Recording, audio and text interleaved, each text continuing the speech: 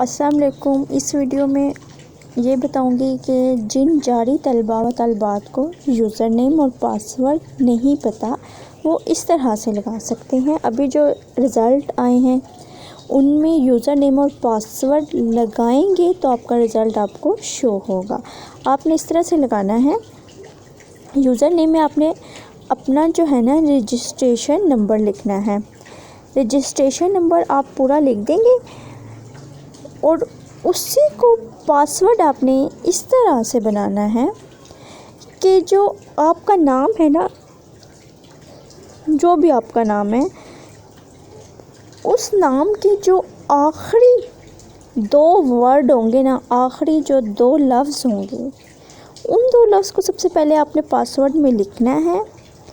उन 2 लफ्ज़ को कैपिटल करके लिखना है और उसके बाद उन 2 वर्ड्स के बाद 4 लफ्ज़ आपने वो लिखने हैं जो आपके रजिस्ट्रेशन नंबर के एंड में थे, 4 वर्ड।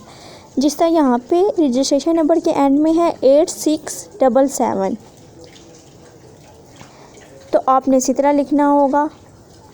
अगर आपके रजिस्ट्रेशन नंबर के एंड में होगा 4867, तो आपने इसी तरह नाम के एंड में अगर आपका AD है, सपोज करो, तो आप AD को कैपिटल में लिखोगे और उसके साथ रजिस्ट्रेशन के लास्ट 4 वर्ड